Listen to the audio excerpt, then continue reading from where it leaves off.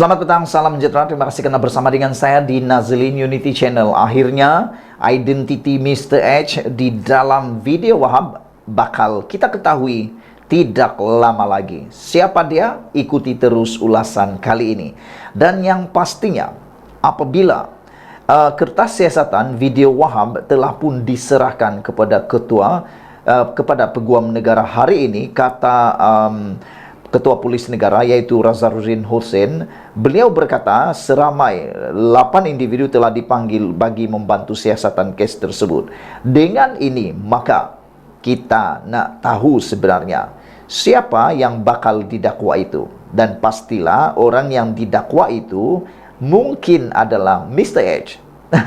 Jadi tak lama lagi kita akan digemparkan dengan penemuan dan dengan pendakwaan, pendedahan siapa Mr. H yang bertanggung jawab di dalam video Wahab ini. Kertas siasatan berhubung video tular perbualan individu mirip bekas Ketua Pengarah Jabatan Komunikasi Komuniti JKOM, Profesor Dr. Muhammad Agus Yusuf, dan seorang kaki tangan jabatan itu akan diserahkan kepada Jabatan Peguam Negara hari ini. Ketua Polis Negara Razarudin Hussein berkata, seramai 8 individu telah dipanggil bagi membantu siasatan kes tersebut. Kertas siasatan itu akan dirujuk ke Pejabat Peguam Negara esok hari ini, selari dengan perkara 145 dalam kurungan 3 Perlembagaan Persekutuan katanya hari ini. Sementara itu, Razarudin berkata, individu yang dinamakan sebagai Mr. H itu yang didakwa ada kaitan dengan video terbabit juga telah dipanggil sekali lagi hari ini bagi sambungan rakaman percakapan untuk membantu siasatan. Jadi saudara-saudara sekalian, bayangkan saja Mr. H ini dipanggil 2 kali. Tapi yang hairan bagaimana paparazzi tak berjaya menghidu siapa Mr. H ini. Beliau berkata, setakat ini tiada keperluan untuk mendedahkan identiti Mr. H. Kepada umum susulan siasatan masih dijalankan dan ia dikhawatiri akan mengganggu proses itu. Dalam perkembangan berkaitan, pegawai JKOM yang turut terpalit dalam video tular itu yaitu Abdul Wahab Abdul Khalid Jailani telah membuat laporan polis di Ibu Pejabat Polis Daerah Kajang semalam. Dr. Agus dan Wahab sebelum ini menjadi perhatian ramai berikutan video jelek berdurasi 3 menit yang didakwa adalah perbualan mereka berdua. Mereka bagaimanapun telah pun mengadakan sidang akbar dan mendakwa bahwa klip itu telah pun disunting. Dalam hal ini, siapakah yang dicadangkan oleh pihak polis dalam kertas siasatan itu yang didakwa Mr. H? Siapakah yang bakal didakwa? Adakah Mr. H yang akan didakwa? Atau Cigubad yang dilaporkan paling awal menularkan video tersebut di media sosial? Bagaimana pula dengan Dr. Agus dan Wahab? Adakah mereka juga akan diambil tindakan ataupun dilepaskan begitu saja? Saudara-saudara sekalian, sebelum kita akhiri ulasan kali ini, Anda mungkin mempunyai tugasan hari ini untuk meneka siapa agak-agaknya Mr. H itu. Tapi yang pastinya Ketua Polis Negara sudah menyatakan bahwa tiada keperluan untuk mendedahkan identiti Mr. H tersebut kerana ianya dikhawatiri akan mengganggu proses siasatan. Walau bagaimanapun, saya amat tertarik dengan persoalan daripada Sabudin, yaitu dalam hal ini, siapakah yang dicadangkan oleh pihak polis dalam kertas siasatan itu yang akan bakal didakwa? Adakah Mr. H sendiri yang akan didakwa? Atau mungkinkah Mr. H hanya rekaan semata-mata? Ataukah yang lebih mungkin mengejutkan kita semua ialah mungkinkah Cikgu Bad pula yang akan dilaporkan?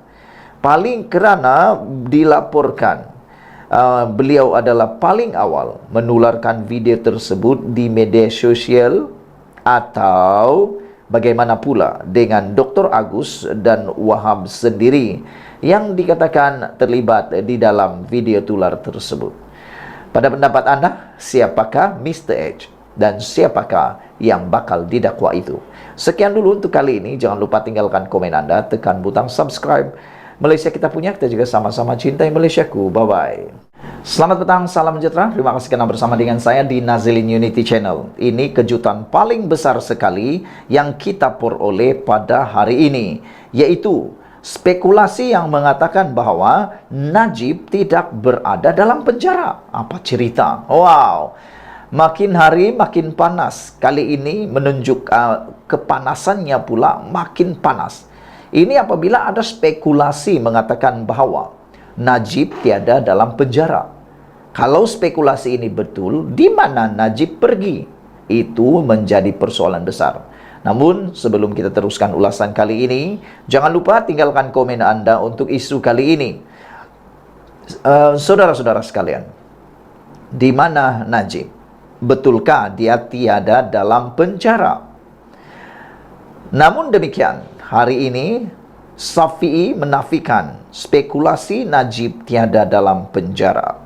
Peguam Syafi'i Abdullah, yaitu Peguam Najib Tun Razak, menafikan spekulasi yang mendakwa bekas Perdana Menteri Najib Razak tidak menjalani hukuman penjara.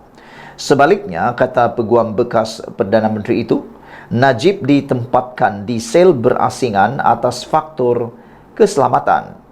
Di dalam penjara yang biasa, tetapi atas isu keselamatan, dia diasingkan, kata beliau. Sebab, kalau dia bersama-sama dengan orang lain, anything can happen. Apa sahaja boleh berlaku, kata beliau lagi. Syafi'i berkata demikian ketika ditanya host program Bual Bicara podcast Keluar Sekejap, Sahril Sufian Hamdan. Rancangan yang turut dihostkan oleh Khairi Jamaluddin itu direkam pada Rabu lalu dan disiarkan di YouTube pagi tadi. Kata Syafi'i, Najib kini berada dalam keadaan baik dan dia kerap bertemu bekas Presiden UMNO itu. Hampir setiap minggu saya melawat Najib, katanya, dan kadangkala 2 minggu sekali. Esok semalam saya akan jumpa dia lagi, kata beliau. Wow, istimewa juga Najib kan, sehingga beliau boleh dilawat oleh peguam ini hampir setiap minggu, dan ada juga 2 minggu sekali. 2 minggu sekali. Jadi ialah menjadi pertanyaan kita juga, kenapa Najib boleh kerap berjumpa dengan peguam dia. Dalam mahkamah, memang kita ada bertemu setiap masa, katanya.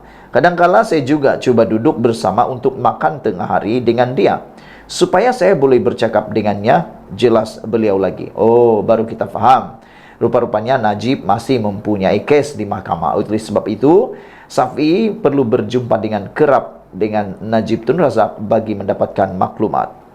Katanya, Najib kini dalam proses memohon melanjutkan pengajian di program peringkat Doktor Falsafah PhD.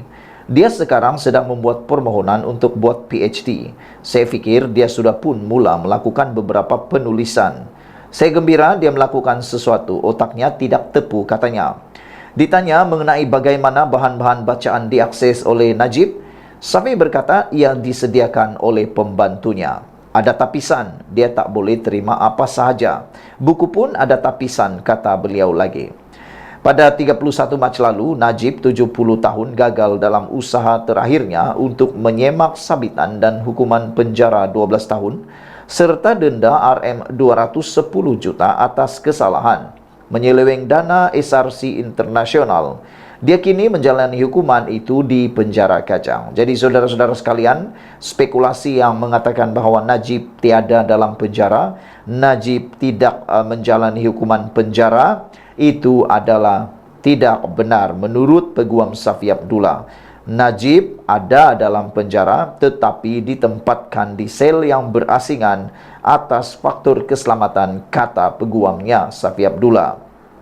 Syafi'i Abdullah juga kata, memang sah dia ada dalam penjara, penjara yang biasa sama seperti penjara orang lain, tetapi atas isu keselamatan Najib diasingkan. Jadi kita apabila tahu tentang perkara ini, kita sebenarnya dapat maklumat yang sahih dan kita harap semua orang sudah ketahuinya. Najib memang menjalani hukuman penjara dan Najib masih lagi mempunyai bertahun-tahun di penjara.